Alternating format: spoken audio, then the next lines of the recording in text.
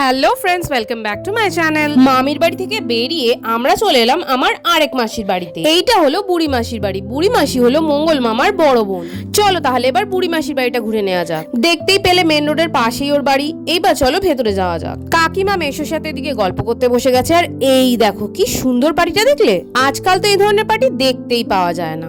চলো এবার দেখি মাসি কি করছে। এই দেখো মাসি তো এখানে রান্নাতেই ব্যস্ত। চলো তাহলে দেখি বাড়ির পেছন দিকটাতে কি আছে। ও এখানটাতে ছোট্ট একটা বাগান মতো আর একটা কলও রয়েছে। তাহলে চলো এবার মা কোথায় গেল? আমার মাকে খুঁজে পাচ্ছি না তো। মা বোধহয় ফ্রেশ হতে গেছে। তাহলে চলো এবার আমিও একটু ফ্রেশ হয়ে নি। কিছুক্ষণ পর মায়েরা ভেতরে গল্প করছিল আর আমি বাইরেটা একটু ঘুরে দেখছিলাম। মাসির বাড়ির সামনেটা বেশ সুন্দর, দেখো রাস্তার ঠিক পাশেই আবার কত গাছও রয়েছে। এই ফাঁকে আমি আর কাকিমা আবার কতগুলো মেমোরিজ কালেক্ট করে নিলাম। তারপর মাসি বলল ওর বাড়ির একটু পাশেই একটা আশ্রম রয়েছে, তাই আমরা সবাই মিলে হাঁটতে হাঁটতে সেখানেই ঘুরতে গেলাম।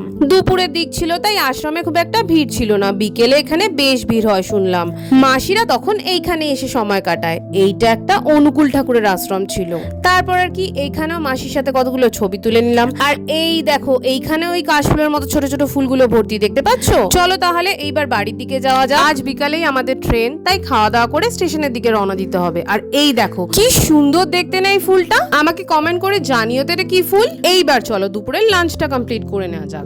আজকের লাঞ্চের মেনুতে ছিল ডাল, পটলের দোরমা, মাছের কালিয়া, মাটন কষা, চাটনি, পাঁপড়, মানে এলাহি ব্যাপার। ওই এত বছর পর মাসির বাড়ি যাওয়াতে সেও আমাদের এতগুলো ভালোবাসা দিয়েই রওনা দিল। এইবার চলে এসো এই সিরিজের লাস্ট ভিডিওতে।